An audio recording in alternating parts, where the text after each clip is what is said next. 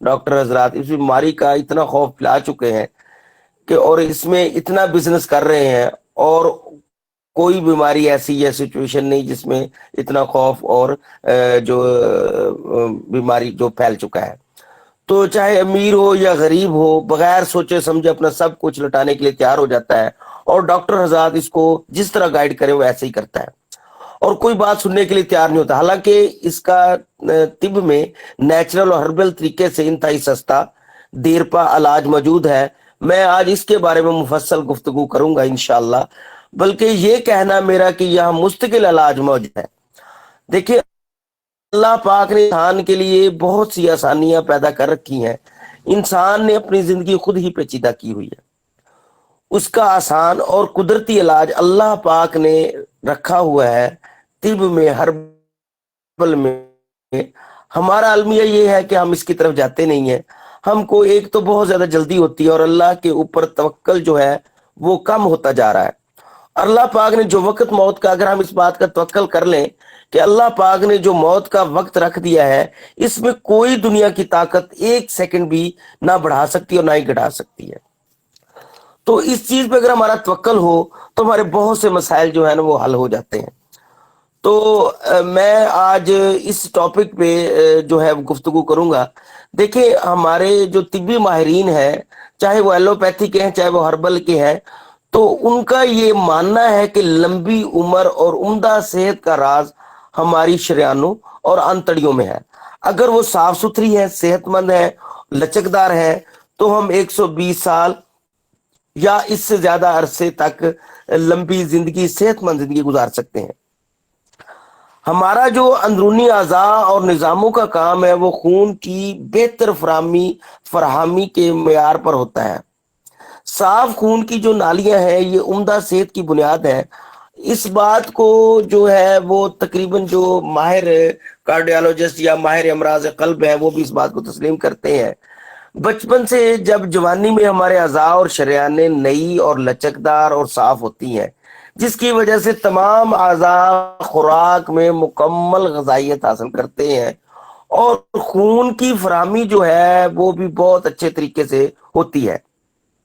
جسم کے تمام اعضاء، جسم کے تمام جو نظام ہے وہ عمدہ طریقے سے اپنا کام سر انجام دیتے ہیں، اور ہم صحت مند ہوتے ہیں، اور زندگی کی تمام رعنائیاں جو ہمیں میسر ہوتی ہیں۔ تاہم عمر کے ساتھ ساتھ اور خوراک کی بے اعتدالی، ضرورت سے زیادہ خوراک، فاسٹ فوڈ، غیر معیاری خوراک، غیر معیاری کوکنگ آئل اور کھانے سے یا غیر معیاری خوراک کھانے سے یہ شریانیں یا رگیں آلودہ ہو جاتی ہیں اور تنگ ہو جاتی ہیں، اور خون کا گاڑھا پن آ جاتا ہے، اور دل کو جو تمام جسم میں خون پمپ کرنے میں دقت محسوس ہوتی ہے، مشکل پیش آتی ہے، اور خون مکمل طور پر ہمارے جسم کے ہر حصے میں نہیں پہنچ سکتا، اور نالیاں تنگ ہونے کی وجہ سے خون کا پریشر بڑھتا ہے۔ گندی خون کی نالیاں بلڈ پریشر بڑھنے کی وجہ بنتی ہیں۔ خون خود بھی آلودہ اور گاڑھا ہو جاتا ہے، اور خون کی فراہمی بھی ویسے نہیں ہوتی جیسے ایک صحت مند انسان کی ہونی چاہیے۔ اس کے نتیجے میں تمام اعضاء اور نظام جو ہے وہ متاثر ہو جاتا ہے، اور آگے جا کر پورا جسم، دل اور دماغ، حتیٰ کہ جلد بھی متاثر ہوتی ہے، اور وہ شخص جو ہے وقت سے پہلے بوڑھا، عرضہ، بیماری اس میں جنم لیتی ہیں۔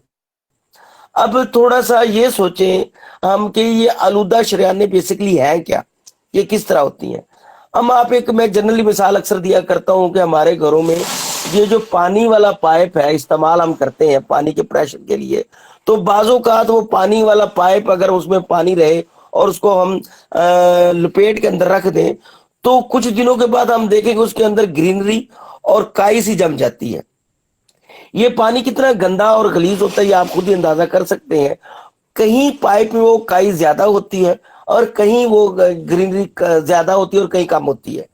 اب ڈاکٹر حضرات کیا کرتے ہیں، جہاں بلاکیج زیادہ ہوتی ہے وہاں تو وہ سٹنٹ وغیرہ ڈال دیتے ہیں، اور باقی نظام جو زندگی کا ہے وہ وہی رہتا ہے۔ اسی طرح ہماری شریانوں میں جو کولیسٹرول یا دوسرے گندے جمع ہو جاتے ہیں اور خون کا پریشر بڑھاتے ہیں۔ میں نے اس میں بہت زیادہ ریسرچ کی ہے، پرانے حکما کی زندگیوں کے طبی نچوڑ سے اور اپنے بزرگوں کے سے، اور اپنے بزرگوں کے تجربات اور مشاہدات سے، اور اپنے اساتذہ اکرام کی رہنمائی سے، اپنی تمام ترتیبی صلاحیتوں کو بروئے کر لاتے ہوئے، میں نے اس کی بیماریوں کے اوپر اور اس کی افیکٹس کے اوپر اور مکمل جو ہے میں نے تشریح کی ہے، اور مکمل میں الحمدللہ عرصہ دراز سے اس کا علاج کرتا آ رہا ہوں۔ تو میں اس کو 3 اقسام میں جو ہے ڈیوائیڈ کرتا ہوں۔ سب سے پہلے میں یہ کہتا ہوں کہ یہ ایک ہے سائلنٹ ہارٹ اٹیک یا مائنر ہارٹ اٹیک۔ یہ ہارٹ اٹیک کی یا بلاکیج کی وہ قسم ہے جس میں اکثر مریض کو پتہ ہی نہیں ہوتا، کیونکہ اس میں وہ علامات ظاہر ہی نہیں ہوتی جو ہارٹ اٹیک کے مریض کو ہونی چاہیے۔ میں ذرا اگر آپ کو سمجھاتا چلوں کہ یہ جو ہمارا دل ہے، اس کا وزن تقریباً عموماً 300 گرام ہوتا ہے، اور اس کا کام خون کو پمپ کرنے میں خون کی فراہمی کو یقینی بنانا ہوتا ہے۔ دل جب ایک دفعہ پمپ کرتا ہے تو پورے جسم کو خون پہنچ جاتا ہے۔ جس سپیڈ سے دل خون سپلائی کرنے کے لیے پمپ کرتا ہے وہ عام آدمی میں 100 to 60 ہوتی ہے۔ جب ہم بیٹھے ہوئے ہوتے ہیں تو ہمیں جو دل کی سپیڈ ہوتی ہے وہ 100 کی سپلائی میں سے 10% ہوتی ہے، اور 10% دل کی پمپ کرنے کی جو سپیڈ ہوتی ہے۔ جب ہم چلتے ہیں تو دل کی سپیڈ یہ بڑھ کے 20% ہو جاتی ہے، اور جب ہم دوڑتے ہیں تو ہارٹ کی سپیڈ 30% ہو جاتی ہے۔ اب مائنر ہارٹ اٹیک میں کیا ہوتا ہے کہ جب دوڑتے ہیں یا جب دل کی سپیڈ 30% ہوتی ہے تو پھر سانس پھولتا ہے، اور دل میں ہلکی سی درد اور دل گھبراتا ہے۔ اچھا، ایسے مریض کو چلتے ہوئے اور بیٹھتے ہوئے کوئی تکلیف نہیں ہوتی، لیکن اس وقت اس کو پتا چلتا ہے جب وہ ایسا شخص بند کمرے میں بیٹھے تو اس کا دل گھبراتا ہے۔ اچھا، اس کی فیلنگز جو ہیں وہ بہت زیادہ ہوتی ہیں، اور خوشی بہت زیادہ محسوس کرتا ہے، غم کو بہت زیادہ محسوس کرتا ہے، اور دل کی دھڑکن اس کی بڑی تیز ہو جاتی ہے، اور بعض اوقات بند گاڑی میں بھی اس کو گھٹن محسوس ہوتا ہے۔ تو اب آتے ہیں دل کی جو دوسری قسم کی طرف، وہ ہے major heart attack. Major heart attack ہے جب دل میں اور وین میں چربی کی مقدار زیادہ ہو جاتی ہے، اور خون کا گاڑھا پن بھی زیادہ ہو جاتا ہے، اور بلاکیج تھوڑی سی زیادہ بڑھتی ہے، تو شریانیں ان میں کولیسٹرول بھی جم جاتا ہے اور شریانیں تنگ ہو جاتی ہیں، جس سے خون کا بہاؤ، خون کی گردش میں مشکل پیش آتی ہے۔ پہلی قسم میں مریض کو صرف دوڑتے ہوئے پتہ لگتا ہے کہ اس کا دل کا مسئلہ ہے، یا کوئی ایسی سچویشن ہے، اس کو بیٹھے ہوئے اس کا دل گھبراتا ہے اور دل کی دھڑکن تیز ہو جاتی ہے۔ یہ اس میجر ہارٹ اٹیک میں بیٹھے ہوئے اور چلتے ہوئے بھی اس کی جو دھڑکن جو دل کی تیز ہو جاتی ہے، اور اس کے مسائل جو بڑھ جاتے ہیں۔ تو یہ ایسے مریض کو ہوتا ہے۔ اچھا، جو بہت سے، اچھا میں اگر آپ بات کروں کہ یہ جو میجر ہارٹ اٹیک ہے یہ کن مریضوں کو ہوتا ہے، یہ ایسے مریضوں کو ہوتا ہے جن کا وزن بہت زیادہ ہوتا ہے، جو بہت زیادہ مرغن غذائیں کھاتے ہیں، یا بہت زیادہ وزنی ان کا جسمانی صحت وزنی ہوتی ہے، اور ضرورت سے زیادہ خوراک استعمال کرتے ہیں۔ دل کے اوپر والے حصے میں ایک موٹی وین ہوتی ہے جس سے دل دماغ کو خون پہنچاتا ہے۔ اچھا، اب میں سوری عرض کرتا چلوں کہ کل بلاکیج جو ہے نا 5 جگہوں پہ ہوتی ہے۔ دل کے اگر اوپر والے حصے پہ بلاکیج آ گئی ہے تو اوپر وہ جو موٹی وین ہوتی ہے اس میں اگر بلاکیج ہے تو دل دماغ کو خون وہ اچھے طریقے سے، احسن طریقے سے نہیں پہنچتا، تو دماغ کو فالج ہوتا ہے۔ اور دل کی جو نچلی سطح پہ وین ہوتی ہے اگر وہ بلاکیج ہے تو فالج کا مسئلہ، اگر دائیں طرف بلاکیج ہے تو پھر بھی مسئلہ، اور اگر بائیں طرف بلاکیج ہے تو پھر بھی مسئلہ ہے۔ تو اب ایسے مریضوں کی جو علامات ہیں وہ میں ظاہر کرتا چلوں کہ ایسے جو میجر ہارٹ اٹیک کے مریض ہیں ان میں تھکاوٹ جو ہے، فیلنگز بہت زیادہ ہوں گی، کمزوری، ویکنس بہت ہوگی، پٹھوں میں درد ہوگی، سینے میں، یہ بہت اہم جو میں ابھی علامت بتانے لگا ہوں کہ کھٹے ڈکار، سینے میں جلن، میدے میں تذابیت، کوئی بھی چیز وہ کھاتے ہیں تو ان کو ایسے محسوس ہوتا ہے جیسے باہر کو آنی ہے، آ رہی ہے۔ ایسے مریضوں کو سانس لینے میں مشکل پیش آتی ہے، گلے میں درد یا جبڑے میں درد، وجدانی سی کیفیت ہو جاتی ہے، طبیعت میں بے چینی رہتی ہے، ان کا جو ایچ ڈی ایل کولیسٹرول ہے یہ کم ہونا شروع ہو جاتا ہے، اور ایل ڈی ایل کولیسٹرول جو بہت بڑا ہوا ہوتا ہے، اور ایل ڈی ایل کولیسٹرول کا بڑھنا بہت ہی زیادہ خطرناک سچویشن میں آتا ہے۔ اچھا، ان کو اب احتیاط کیا کرنی چاہیے یہ میں آپ کو بتاتا چلوں کہ ان کو سب سے پہلے مروغن غذائیں چھوڑ دینی چاہیے، کھانے سے پہلے پانی کا استعمال کرنا چاہیے، درمیان میں اور اینڈ پہ پانی کا کوشش کریں کہ کم نہ پیے پانی۔ اچھا، ان کو بھوک ہو تو پھر کھانا کھائیں، ادروائز کھانا نہ کھائیں۔ تو یعنی جب بھوک شدت کی ہو تو پھر کھانا کھائیں، اور ابھی بھوک ہو تو یعنی تھوڑی سی بھوک ہو تو کھانے کو چھوڑ دیں، پیٹ بھر کے کھانا نہ کھائیں۔ ایک میں گزارش کرتا چلوں، میں ہر وائسز میں آپ میں کہتا ہوں کہ سرسوں کا تیل استعمال کیجئے۔ شوگر پیشنٹ، کارڈک پیشنٹ، عام آدمی یا کوئی بھی آدمی، اور خاص کر ہیپاٹائٹس کے پیشنٹ، جگر کے امراض میں سرسوں کا تیل بہت زیادہ ضروری، سرسوں کا تیل استعمال کیا جائے۔ تو اب میں آتا ہوں کہ ہارٹ اٹیک میں مین ان کی دو وجہ ہیں، ایک کولیسٹرول، دوسرا ٹرائی گلسرائڈ۔ ان دونوں کو کم کریں۔ جتنے بھی اینیمل فوڈ ہے، مثلا مکھن، دودھ، ملائی جو ہے، جتنے بیف، گردہ، کلیجی، گوشت وغیرہ، بڑا گوشت خاص کر وہ بالکل چھوڑ دیں۔ اب باری آتی ہے ٹرائی گلسرائڈ۔ جتنے بھی ہمارے غیر معیاری کوکنگ آئل ہے، غیر معیاری ہمارے ڈالٹا آئل ہے، یہ سب ٹرائی گلسرائڈ بڑھانے میں مدد دیتے ہیں، اور انتہائی مضر اثرات اس میں ہوتے ہیں۔ اور دوسرا ٹرائی گلسرائڈ جو بڑھاتے ہیں وہ بیکری سے بنی ہوئی چیزیں، فاسٹ فوڈ، پراٹھا، اور وہ ایسی چیزیں جو دیر سے ہضم ہوتی ہیں۔ اور تیسرے نمبر پہ ایسے مریضوں کو اسموکنگ ہے تو وہ بالکل بند کرنی چاہیے۔ اور چوتھے نمبر پہ ٹینشن، ہائپر ٹینشن، اور اگر کوئی ہائپوٹاکسک ڈرگز لے رہے ہیں، کوئی پین کلرز لے رہے ہیں، یا کوئی اینٹی بایوٹک بہت زیادہ یوز کر رہے ہیں، تو ان چیزوں سے بھی وہ پرہیز کریں، اور بلڈ پریشر، شوگر کو کنٹرول کریں۔ کولیسٹرول ان کا جو ہے 100 to 130 ہونا چاہیے، ٹرائی گلسرائڈ 100 سے کم ہونے چاہیے، بلڈ پریشر 120 to 80 ہونا چاہیے، اور شوگر جو ہے 140 to 125 ہونے چاہیے۔ اب میں آتا ہوں جو تیسری قسم ہے کارڈک بیماری کی۔ یہ جو بیماری ہے، اس کی تیسری قسم انتہائی پیچیدہ اور بہت ہی نازک صورتحال والی بیماری ہے۔ اکثر اوقات ہم یہ دیکھنے میں آتے ہیں کہ ایک کمزور اور دبلا پتلا آدمی جو بہت زیادہ ہارڈ ورک بھی ہے، محنتی بھی بہت زیادہ ہے، کام بھی بہت زیادہ کرتا ہے، طبیعت بھی اس کی جو ہے وہ اس میں ہمیں چربی کا عنصر بھی کوئی نظر نہیں آتا، چربی کا عنصر بھی کوئی نظر نہیں آتا، تو وہ کیسے ہارٹ اٹیک کا مریض بن گیا؟ ہمارا تاثر اکثر یہ ہے کہ جو صحت مند یا موٹا آدمی ہوتا ہے اس کو ہارٹ اٹیک ہوتا ہے، اس کو چربی کی بلاکیج ہوتا ہے، وہ واک نہیں کرتا، محنت نہیں کرتا، کھانا کھا کر بیٹھ جاتا ہے، تو ایسے آدمی کو تو ہارٹ اٹیک ہو۔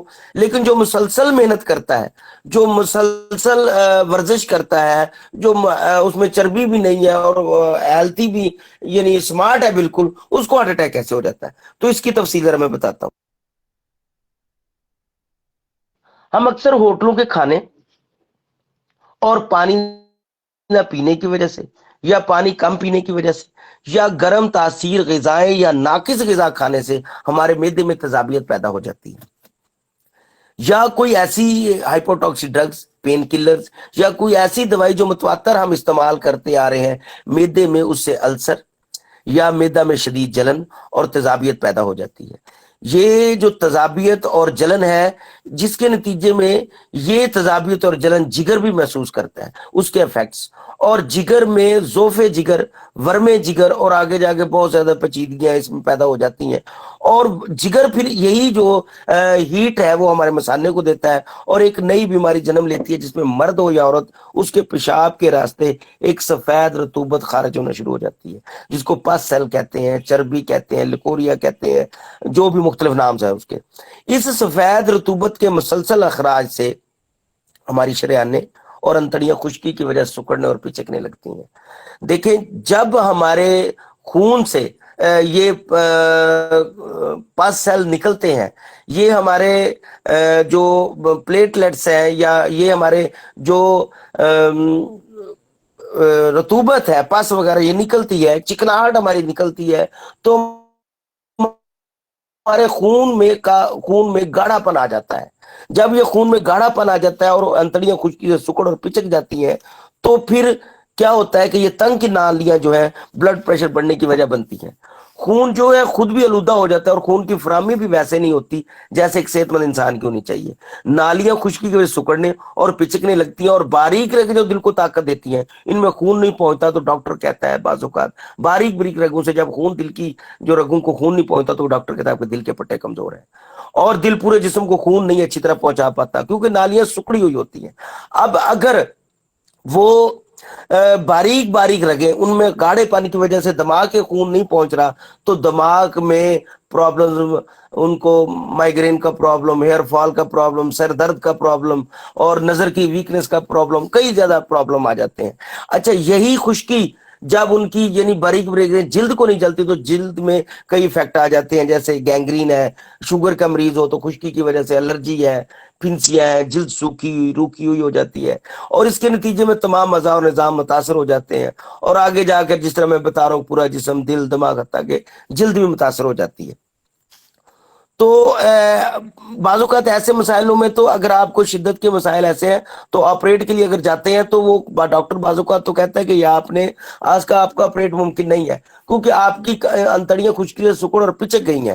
تو اگر آپ نے ساری زندگی دوائی کھانی ہے, اب آپ دوائی کے سہارے زندہ رہیں گے, اور دوائی جو ہے اتنی شدت کی وہ دوائیاں کھاتے ہیں, ڈاکٹر حضرات کھلاتے ہیں کہ ان کا جو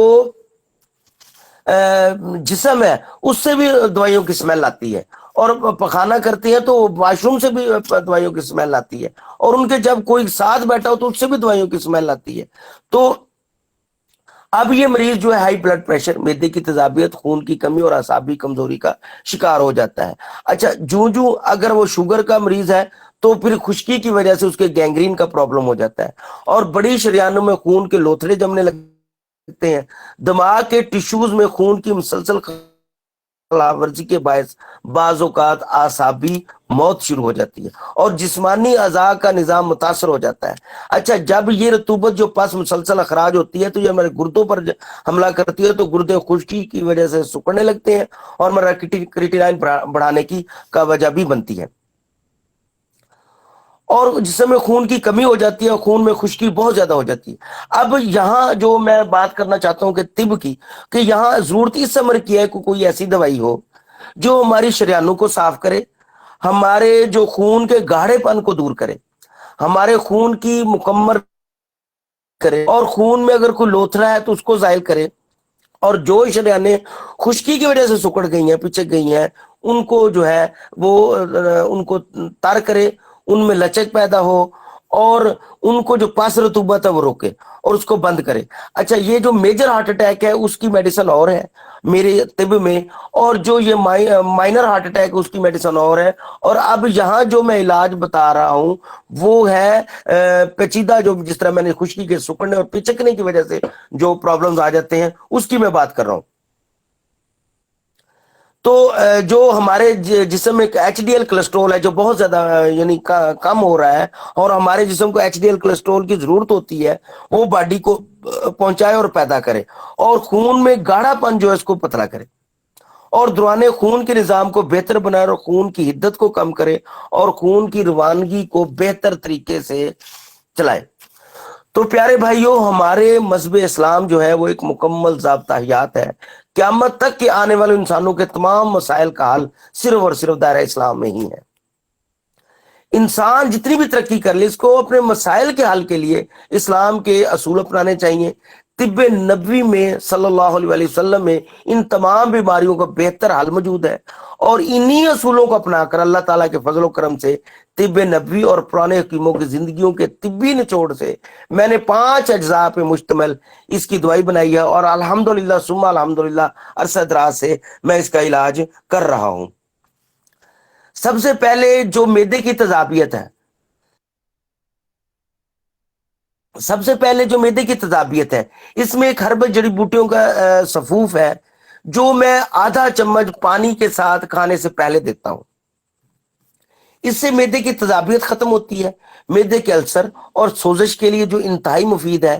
یہ ہمارے معدے کے تیزابی مادوں اور فاضل مادوں کو بذریعہ پخانہ خارج کرتا ہے اور نظام انہضام کو بہتر بناتا ہے.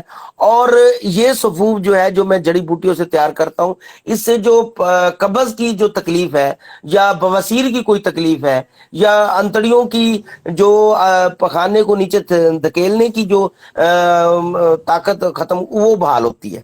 دوسرے نمبر پر ایک ایسا جڑی بوٹیوں کو محلول ہے جو میں جس میں میں روغن کلونجی اور سوری ارکے کلونجی اور مال زاہب کا استعمال کرتا ہوں.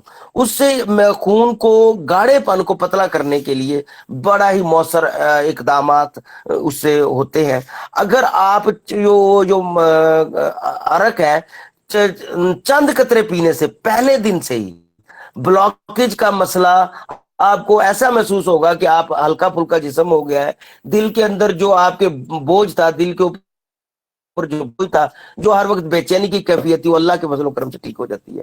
اور تیسرے نمبر پہ میں اکثر یہ وائسے کرتا رہتا ہوں، روغن کدو کا استعمال کرواتا ہوں، روغن آملہ کا استعمال کرواتا ہوں. تو میں ہاتھوں اور پاؤں کی تلیوں کے اوپر یہ لگواتا ہوں.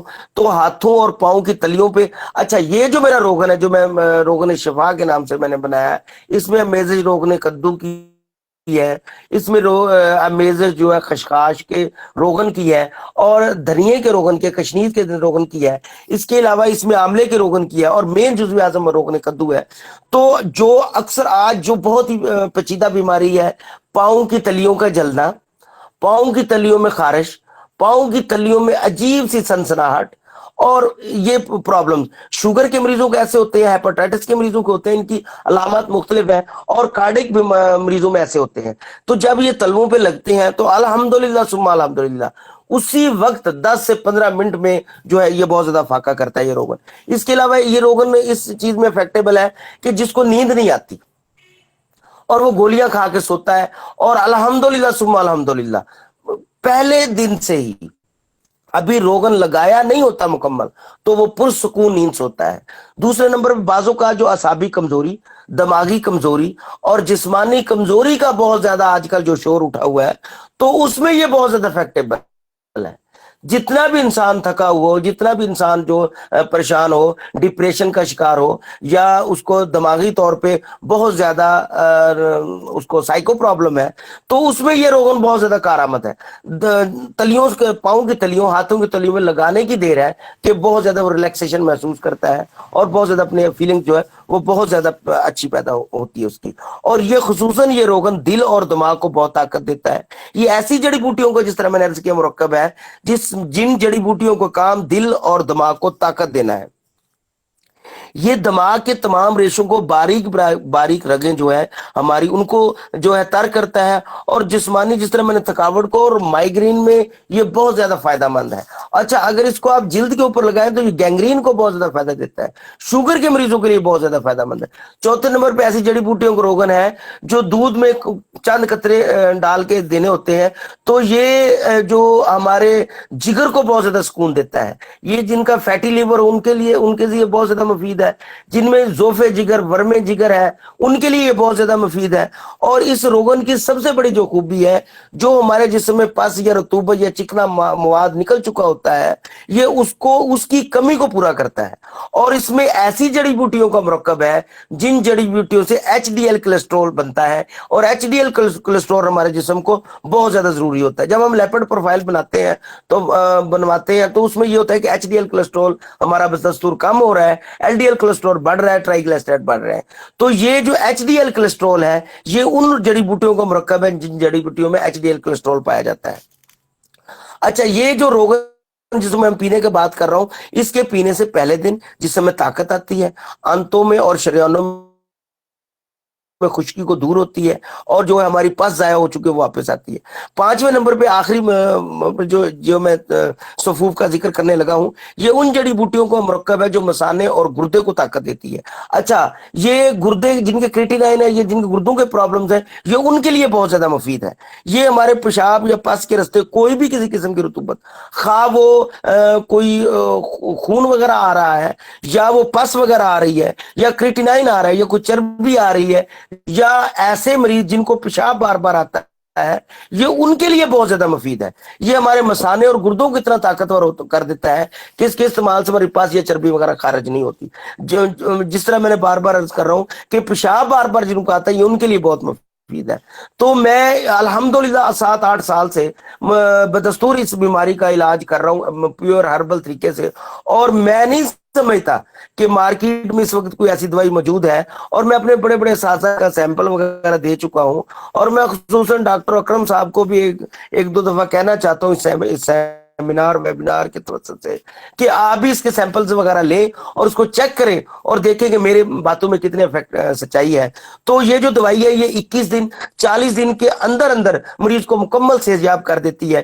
یہ بالکل قدرتی اور ہربل ہے, اس کا کوئی سائیڈ افیکٹ نہیں. میرا یہ میں نے جو عرصہ دراز سے علاج کرو تجربات اور مشاہدات یہ بات سیکھی ہے کہ 30 سال شہروں میں 30 سال اور 40 سال کے بعد ہر بندے کو بلاکیج کا مسئلہ ہونا شروع ہو جاتا ہے کم یا زیادہ. اس لیے یہ نیچرل ہربل ہے, اس کا کوئی سائیڈ افیکٹ نہیں, اس کو ہر بندے کو یہ دوائی یوز کرنی چاہیے. تو اس کے استعمال سے مریض کو دوبارہ زندگی کی تمام رہنمائیاں میسر ہو جاتی, اس کا دل اور دماغ جسم ایک بہترین اور صحت مند انسان کے طور پر کام کرتا ہے. اس کے استعمال سے آپ کو پہلے دن ہی افیکٹیبل ہوں گے اور فرق اور نکھار محسوس ہوگا. تو اس سلسلے میں اگر بلاکیج کے سلسلے میں اگر کسی دوست کو کسی بھائی کو کوئی کوشچن کوئی سوال ہے تو میں حاضر ہوں.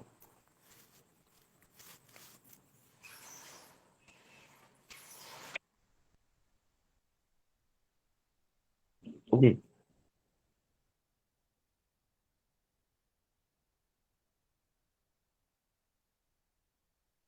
اللہ